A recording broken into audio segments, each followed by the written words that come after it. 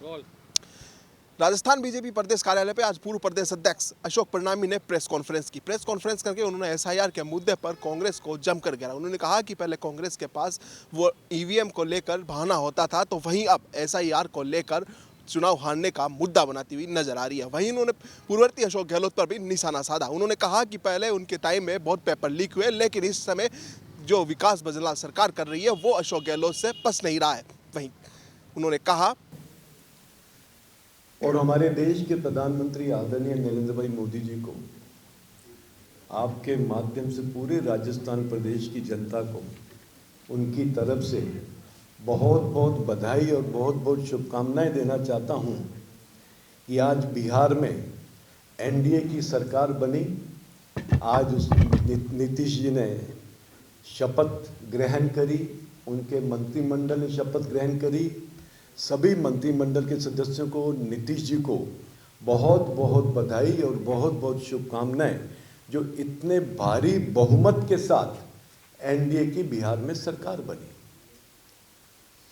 और जब भी कांग्रेस हारती है, हारती ही नहीं, बुरी तरह से हारती है। चाहे वो हरियाणा ले लो, चाहे महाराष्ट्र ले लो, चाहे दिल्ली ले लो, और अब चाहे बिहार ले लो, तो हमेशा एक राग अलापती है। पहले वो राग अलापती थी कि ईवीएम को हैक किया जाता है, ईवीएम के द्वारा भारतीय जनता पार्टी चुनाव जीतती है। सुप्रीम कोर्ट तक केस गया और सुप्रीम कोर्ट ने भी कह दिया कि ईवीएम से जितने भी चुनाव हुए हैं वो सारे निष्पक्ष हुए हैं, ईवीएम की मशीन से कोई छेड़छाड़ नहीं हो सकती। तो ईवीएम का राग अलापना बंद कर दिया, परंतु हार तो निरंतर उनकी हो रही है। अब उन्होंने एसआईआर का राग अलापना शुरू कर दिया। एसआईआर का कांग्रेस और कांग्रेस के साथ जो कुछ विपक्षी दल हैं, उन्होंने इसका पूरे देश में विरोध करना शुरू कर दिया। परंतु मैं चुनाव आयोग को बहुत बहुत बधाई देना चाहता हूं कि उन्होंने मजबूती से इस देश में सही ढंग से चुनाव हो, निष्पक्ष चुनाव हो, हमारा लोकतंत्र मजबूत हो। उन्होंने ना तो वो कांग्रेस से डरे, ना ही वो विपक्ष से डरे, और उन्होंने पूरे देश में एसआईआर कराने का जो उन्होंने निर्णय लिया, उस निर्णय को उन्होंने आगे बढ़ाने का काम किया। बिहार में एसआरआई हो गया, अभी 12 प्रदेशों में एसआईआर और हो रहा है। मैं आज आपके माध्यम से कांग्रेस को ये बताना चाहता हूँ कि कम से कम कांग्रेस के नेता इस एसआईआर के बारे में, जिसे हिंदी में अपन हमारी वोटर लिस्ट का पुनर्निरीक्षण कहते हैं, उसको कम से कम पढ़ तो लें, उसका नफा नुकसान तो देख ले कि देश को नफा नुकसान क्या है, कांग्रेस को क्या नुकसान है, इसे नहीं देखना चाहिए। विपक्षी पार्टियों को क्या नुकसान है, इसे नहीं देखना चाहिए। देश को तो नुकसान नहीं है ना, देश का तो इसमें लाभ है, तो इसका विरोध नहीं करना चाहिए। क्योंकि जितने भी अयोग्य मतदाता हैं, जो अपनी पात्रता नहीं रखते, क्या वोटर लिस्ट में उनका नाम होना चाहिए?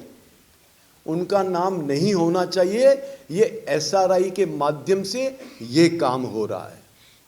लोकतांत्रिक अधिकारों की रक्षा आज पूरे विश्व में सबसे मजबूत और सबसे बड़ा लोकतंत्र भारतवर्ष में है। दूसरे देश इसका उदाहरण देते हैं। इसलिए लोकतांत्रिक के अधिकारों की रक्षा भी इस एसआरआई के माध्यम से निश्चित रूप से होगी। जितनी भी अनियमितताएं हैं वोटर लिस्ट में, उसका भी वेरिफिकेशन हो जाएगा, वो भी सही हो जाएंगी। इसके साथ साथ समय समय पे हम डेटा कलेक्शन करते हैं, तो इस एसआरआई के माध्यम से पूरा डेटा कलेक्शन हमारे पास हो जाएगा, सरकार के पास हो जाएगा, इलेक्शन कमीशन के पास हो जाएगा। इसके साथ साथ आम जन का लोकतंत्र में एक विश्वास बढ़ेगा कि ये चुनाव आयोग बिल्कुल निष्पक्ष चुनाव कराना चाहता है। बंधुओं, जो इसकी पात्रता नहीं रखते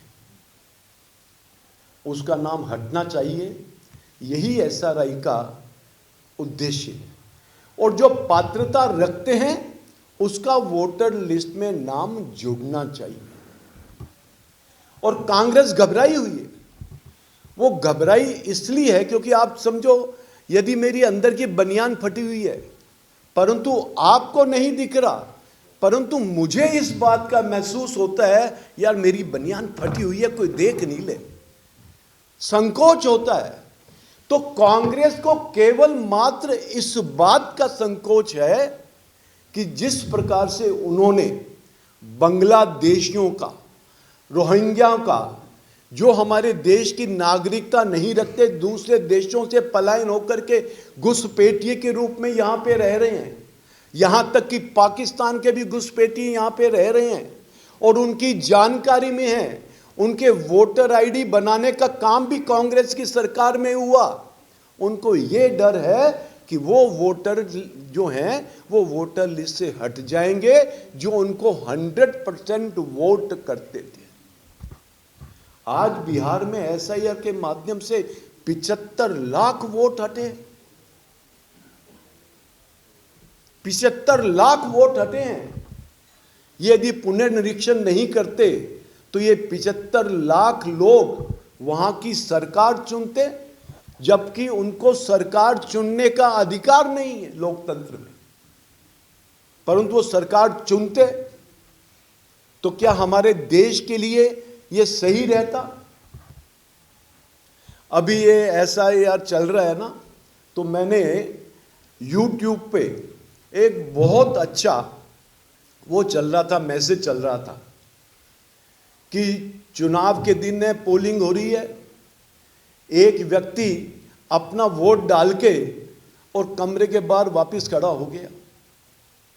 वो 2 घंटे, 3 घंटे, 4 घंटे, 5 घंटे, 6 घंटे तक इंतजार करता रहा। तो जो अंदर बीएलओ बैठते हैं, जो अपना पोलिंग करवाते हैं, तो उन्होंने उनसे पूछ लिया कि भाई आप क्यों खड़े हो, आपने वोट तो डाल दिया। तो उसने बोला मैं तेरी काकी का इंतजार कर रहा हूं। काकी का मतलब अपनी वाइफ का इंतजार कर रहा है। तो उसने देखा तो उसकी काकी तो वोट डाल गई थी। तो उसने बोला तेरी काकी तो वोट डाल गई। तो उसने बोला कि मैं पिछले 5 बार से इसी प्रकार से आता हूं और काकी मेरे से पहले वोट डाल के चली जाती है, मेरी वाइफ। तो तुम भाई घर से इकट्ठे नहीं आते? नहीं, मेरी पत्नी को तो मरे हुए 10 साल हो गए। उसका वोट भी वोटर लिस्ट में है जिसकी डेथ हो गई। तो क्या सही लोकतंत्र है? क्या इससे निष्पक्ष चुनाव होंगे? तो इस एसआईआर के माध्यम से उन लोगों के भी वोट कटेंगे। जो व्यक्ति यहां नहीं रहता उसके भी वोट कटेंगे। अब ये देखो, बहुत सारे लोग बाहर के प्रदेश से भी हमारे यहां आए हुए हैं, उनका वहां भी नाम है और यहां भी नाम है। तो क्या ये लोकतंत्र में उचित है? क्या ये निष्पक्ष चुनाव में उचित है? क्या उसका नाम एक जगह नहीं होना चाहिए? एसआईआर के माध्यम से वो सब नाम कटेंगे जो डुप्लीकेट हैं, दूसरे प्रदेशों में भी हैं, यहां भी हैं। अब मैं आपको जयपुर का ही बता दूं, आप वोटर लिस्ट उठा करके देख लो। मेरी विधानसभा आदर्श नगर विधानसभा है, मैं तो उसमें पूरा वो करता हूं। एक एक मकान में 234 नाम है और वहां पे 234 लोग निवास नहीं कर सकते, परंतु वोटर लिस्ट में नाम है उसका। तो क्या उसका वोटर लिस्ट से नाम हटना नहीं चाहिए क्या? यदि फर्जी नाम है तो नहीं हटना चाहिए। तो कांग्रेस को इन सवालों के जवाब देने चाहिए। केवल मात्र विरोध करना, आंदोलन करना यह विपक्ष का काम नहीं है। विपक्ष का काम है सकारात्मक आंदोलन करे। परंतु हमारे देश के प्रधानमंत्री आदरणीय नरेंद्र भाई मोदी जी ने विपक्ष को यह मौका ही नहीं दिया। आज विपक्ष को विकास पे करना चाहिए आंदोलन, परंतु पूरे देश में इतना विकास मोदी जी ने कर दिया कि उनके पास विकास का मुद्दा नहीं है। आज विपक्ष के पास भ्रष्टाचार का मुद्दा नहीं है। आज विपक्ष के पास बेरोजगारी का मुद्दा नहीं है, क्योंकि रोजगार मोदी जी ने पूरे देश में देने का काम किया। आज इंफ्रास्ट्रक्चर को डेवलप करने का मोदी जी ने काम किया। आतंकवाद पे बहुत बड़ी लगाम लगाने का काम मोदी जी ने किया। अपनी सीमाओं को सुरक्षित करने का काम किया। सैन्य शक्ति को मजबूत करने का काम किया। तो आज कांग्रेस के पास कोई मुद्दा नहीं है। जिस मुद्दे को कांग्रेस को जो विपक्ष की पार्टियां उठाती हैं, तो हमने उनको मुद्दा दे ही नहीं रखा। तो बेवजह के मुद्दे ये कांग्रेस उठा करके जनता को क्या कहते हैं, उसको भ्रमित करने का काम कर रही है। परंतु देश की जनता भ्रमित होने वाली नहीं है। और मैं तो आज आपके माध्यम से कांग्रेस को, राहुल गांधी जी को विशेष रूप से ये कहना चाहूँगा कि इस प्रकार के आंदोलन ना करके वो अपने गिरेबान में झांके बैठ के इस बात की समीक्षा करें कि बिहार में उनकी केवल मात्र 6 सीटें क्यों आई हैं, क्यों वो निरंतर प्रदेशों में अपनी सरकार उनकी हार रही है। क्योंकि आज जनता कांग्रेस के साथ नहीं है। आज जनता हमारे देश के प्रधानमंत्री आदरणीय नरेंद्र भाई मोदी जी के साथ है।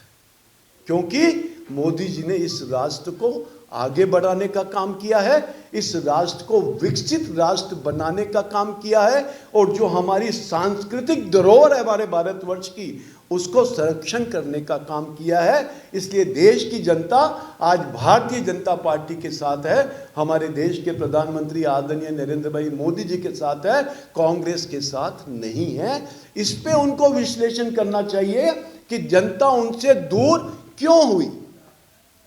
उनकी नीतियों के कारण, उनकी विचारधारा के कारण, उनकी तुष्टीकरण की राजनीति के कारण, उनके द्वारा घुसपैठियों को इस देश में बसाने के कारण जो देश की जनता ने अब उसको एक्सेप्ट नहीं किया। आज पूरी देश की जनता इस SIR के साथ है। आज कांग्रेस की युवा मोर्चा ने यहाँ पे कोई आंदोलन किया था, 15 मिनट में आंदोलन खत्म हो गया, जबकि युवा मोर्चा का राष्ट्रीय अध्यक्ष उस आंदोलन में आया था, क्योंकि जनता उनके साथ इस आंदोलन में नहीं रही।